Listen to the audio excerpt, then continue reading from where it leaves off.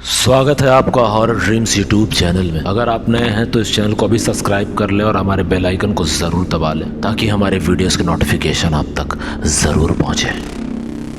ये एक डरावनी कहानी है जिसमें एक शैतानी बेटी की भयावह और खौफनाक दास्तान है। शिवपुर नामक एक छोटा सा गांव अपने शांत वातावरण और हरियाली के लिए मशहूर था, मगर इस गांव में एक ऐसा डरावना किस्सा दबा हुआ था जिसे सुनते ही रोंगटे खड़े हो जाते थे।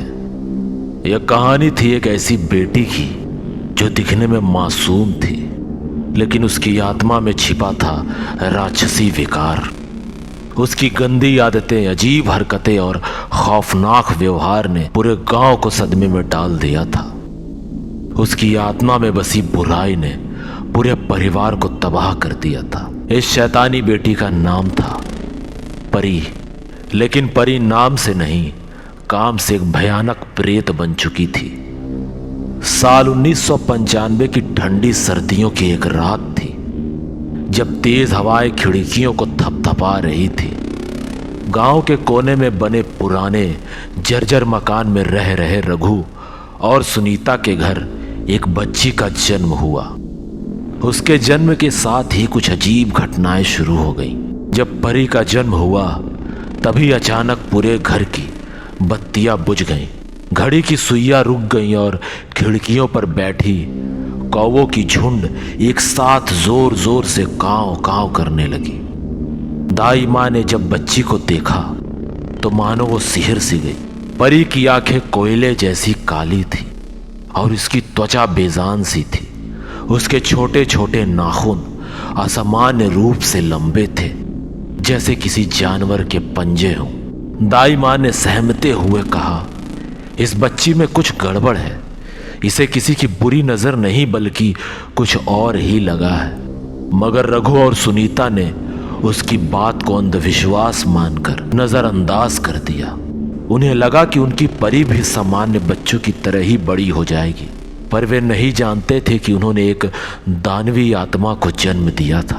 परी जब 5 साल की हुई तो उसकी हरकतें डराने वाली थी। वह अकेले बैठकर दीवारों की ओर देखती रहती और जोर जोर से हंसती। कभी कभी वो अपने नन्ही उंगलियों से जमीन पर अजीब आकृतियां बनाती, जिनमें कभी त्रिकोण तो कभी उल्टे क्रॉस और कभी अनजाने चिन्ह होते थे। रात को अक्सर घर में खटपट की आवाजें आती। रघु जब उठकर देखता तो परी को अंधेरे में खड़े हुए पाता। उसकी आंखें लाल हो जाती और वह किसी अदृश्य चीज से बातें करती। एक रात सुनीता ने पूछा, बेटा तुम किससे बात कर रही हो? परी ने मुस्कुराते हुए कहा, माँ ये मेरा नया दोस्त है बाबा जी। वो कहते हैं मैं उनकी बेटी हूँ और वो मुझे अपने साथ ही ले जाएंगे।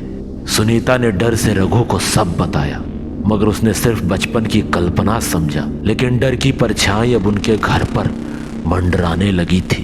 परी की एक अजीब आदत थी, गंदगी इकट्ठा करना। वह घर के कोनों में कचरा भर देती थी। कबूतरों की मरी हुई लाशें, टूटी हुई गुड़िया और कीचड़ उसके कमरे से हमेशा सड़े हुए मांस की गंध आती। एक बार सुनीता ने उसके कमरे की सफाई करनी चाहिए तो परी गुस्से से चिल्लाई, ये मेरा खजाना है, इसे बिल्कुल भी मत छूना। और उसने अपनी माँ का हाथ जोर से काट लिया। धीरे धीरे घर में अजीब घटनाएं बढ़ने लगे। दीवारों पर खून जैसे धब्बे उभरने लगे। रात को छत पर किसी के चलने की आवाजें आती, मगर ऊपर कोई नहीं होता। परी की हंसी अब पूरे घर में गूंजती। रघु ने एक तांत्रिक को बुलाया। तांत्रिक ने घर का निरीक्षण किया और डरते हुए कहा, यह बच्ची इंसान नहीं है, इसके साथ एक प्रेतात्मा है जो इसे अपने वश में कर रही है। इसे रोकना होगा, नहीं तो ये पूरे परिवार को बर्बाद कर देगी। रघु ने तांत्रिक की बात को गंभीरता से लिया और अनुष्ठान की तैयारी की। पूर्णिमा की रात को अनुष्ठान शुरू हुआ। तांत्रिक ने परी को सामने बैठाया और मंत्र पढ़ने लगा। जैसे ही मंत्रों की आवाज गूंजने लगी, परी जोर से चिल्लाई। उसकी आवाज भारी और डरावनी हो गई। उसकी आंखें सफेद हो गई और उसने गले से एक अजीब सी आवाज निकाली। उसने कहा, तुम लोग मुझे रोक नहीं सकते, ये मेरी बेटी है, इसे मैं लेकर ही जाऊंगा।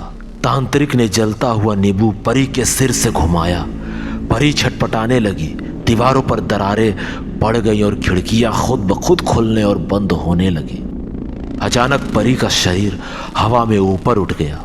उसने जोर से चिल्लाते हुए कहा, मैं वापस आऊंगी हर जन्म में।